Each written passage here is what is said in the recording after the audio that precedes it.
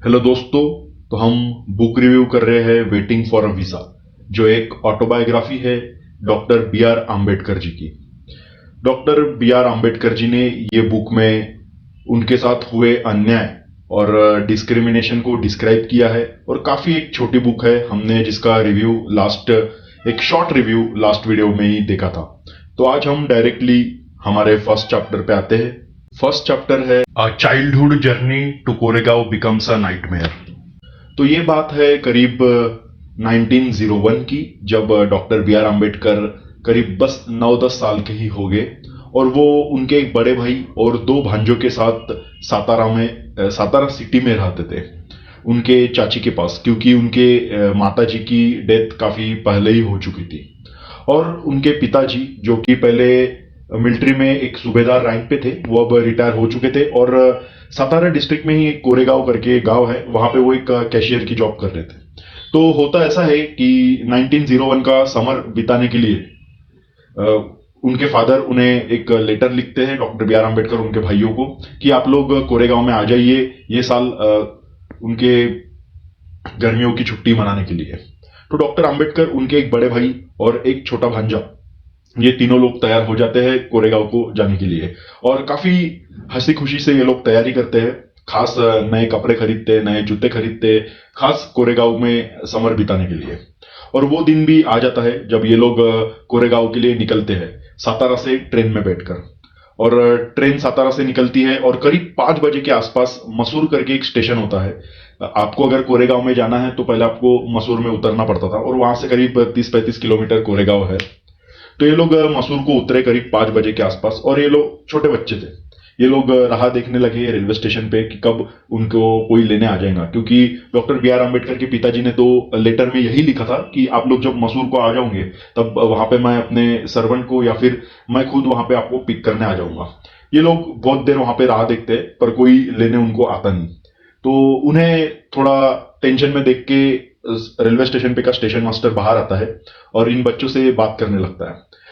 Railway station master ये assume कर लेता है, क्योंकि ये बच्चे लोग थोड़ा अच्छे कपड़े वपड़े पहने होते हैं, तो इनको देख के उसको लगता है कि ये लोग कोई ब्राह्मण फैमिली से ही बिलोंग करते होंगे।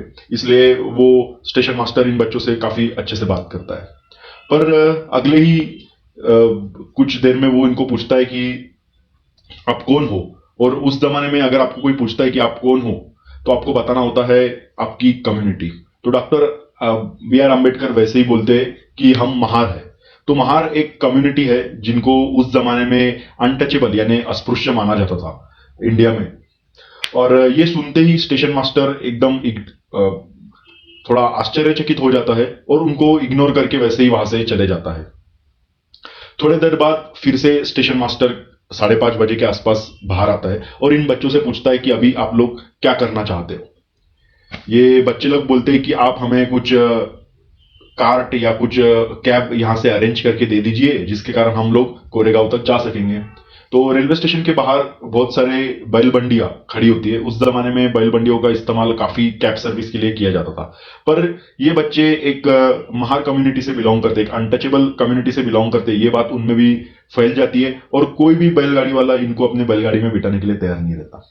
काफी देर हो जाती है, काफी निगोशिएशंस होते हैं, ये लोग डबल प्राइस देने के लिए भी तैयार होते हैं, पर फिर भी कोई रेडी नहीं होता। तो फिर स्टेशन मास्टर को एक आइडिया आता है। स्टेशन मास्टर इन बच्चों से पूछता है कि आप में से किसी को बैलबंडी चलाना आता है क्या? बच्चे हाँ बोलते हैं।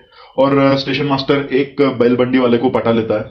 वो उनसे ऐसे डील करता है कि ये लोग में से कोई तो एक बैलबंडी चलाएगा, ये लोग बंडी में बैठेंगे, और जो बैलबंडी वाला है वो पीछे पीछे, बैलबंडी के पीछे पीछे पैदल पैदल चलेगा, जिसके कारण उसको एक तो डबल फेयर भी मिल जाएगा और वो पोल्यूट भी नहीं होगा कोई अनटचेबल को टच करने से। एक बैलबंडी वाला मान जाता है और ये लोग 6:30 के आसपास मसूर से कोरेगांव के लिए निकल जाते हैं।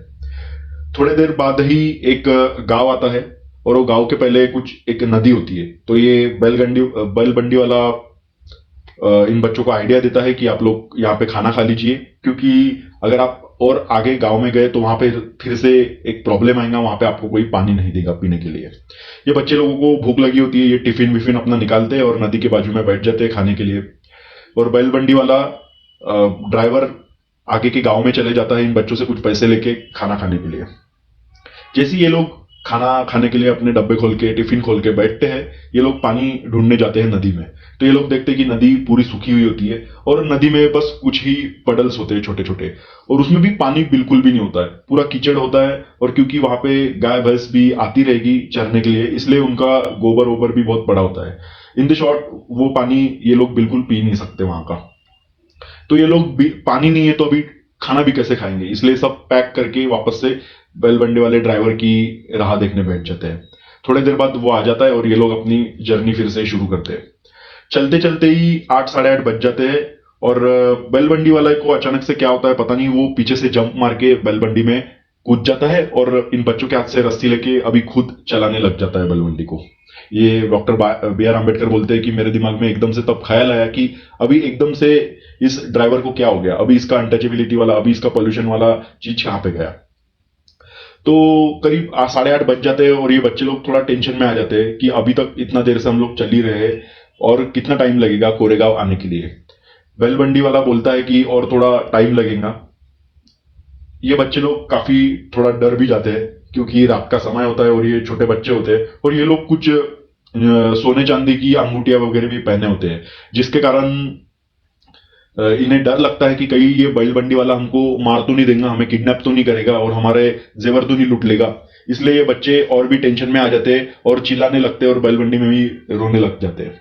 थोड़ी देर बाद बैलबंडी वाला करीब 8:30 के आसपास इन बच्चों को बोलता है कि आगे बहुत दूर एक लाइट दिख रहा है, वो टोल कलेक्टर का लाइट है और हम लोग वहां तक जाएंगे और वहीं पे आज रात रेस्ट करेंगे।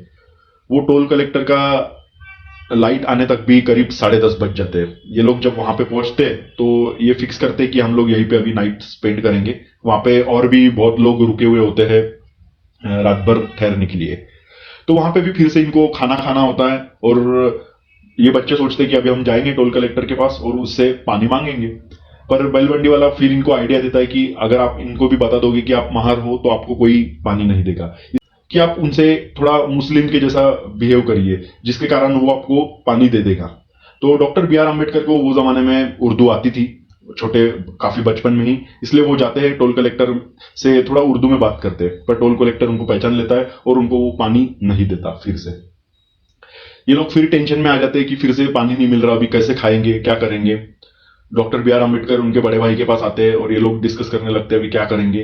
तो एकदम से उनके बड़े भाई डॉक्टर बी आर अम्बेडकर के डिसीजन लेते हैं कि ठीक है, अभी नहीं मिल रहा पानी तो कुछ नहीं, हम लोग भूखे पेट ही सो जाते हैं और हम तीनों में से कोई 2 लोग ही एक साथ सोएंगे और एक जन पहरा देते रहेगा। तो इस तरह से ये लोग रात में अपनी रात वहां पे काटते हैं और सुबह 5 बजे के आसपास वो बैलबंडी वाला ड्राइवर फिर से आ जाता है और इन लोगों को बोलता है कि अभी यहां से निकलेंगे। बच्चे बोलते हैं कि हम यहां से जाएंगे नहीं, हम तो लाइट जब तक आती नहीं है, सूरज जब तक निकलता नहीं है तब तक हम लोग यहां से हटेंगे नहीं बिल्कुल, क्योंकि वो बच्चों को तब भी डर लगा होता है। और फिर 8 बजे के आसपास ये लोग वहां से निकलते हैं और इनको फिर 11 साढ़े 11 बज जाते हैं कोरेगांव उनके पापा के ऑफिस में पहुंचने तक। जब ये लोग उनके फादर के ऑफिस में पहुंचते हैं तो उनके फादर एकदम शॉक रहते हैं और इन बच्चों से पूछने लगते हैं कि आप लोग आ रहे थे तो मैंने तो आपको बता के रखा था कि मेरे को पहले ही एक लेटर लिख देना, मैं किसी को यहां से भेज दूंगा, तो आपने लिखा क्यों नहीं। बच्चे बोलने लगते कि नहीं, हमने तो लेटर आपको भेजा था, आप देखिए आपको भेजा था ऐसा वैसा। तो थोड़ी देर बाद पता चलता है कि गलती उनके फादर के पियोन की थी जिसने वो लेटर उन तक पहुंचाया नहीं गलती से।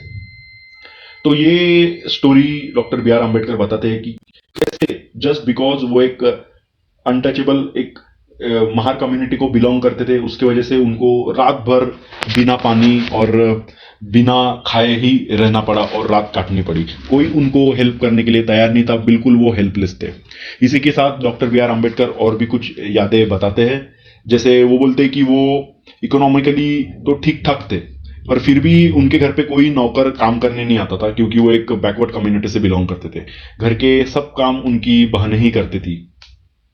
और भी कुछ यादें उनके स्कूल की बताते हैं, जैसे जब वो स्कूल जाते थे तो उनको बाकी बच्चों से अलग थलग एकदम बिठाया जाता था और बाकी बच्चों के लिए मैट्रेसेस स्कूल में ही होती थी, पर इनको वो एक नारियल के रस्सी का जो बोरा होता है, गनी बैग जिसे बोलते हैं, वो इनको घर से लाना होता था, उस पर ही बैठना होता था और जाते समय वापस घर पे लेके जाना पड़ता था। और अगर पानी पीने की भी बात है तो इनको अलाउड नहीं था कि ये लोग, ये डॉक्टर बी आर अम्बेडकर बचपन में डायरेक्ट स्कूल में जाके टैप से पानी पी सके, उसको वो टच नहीं कर सकते थे। तो जिस दिन पियोन आएगा वो ही इनको पानी पोर करेगा और तभी ये पानी पी पाएंगे।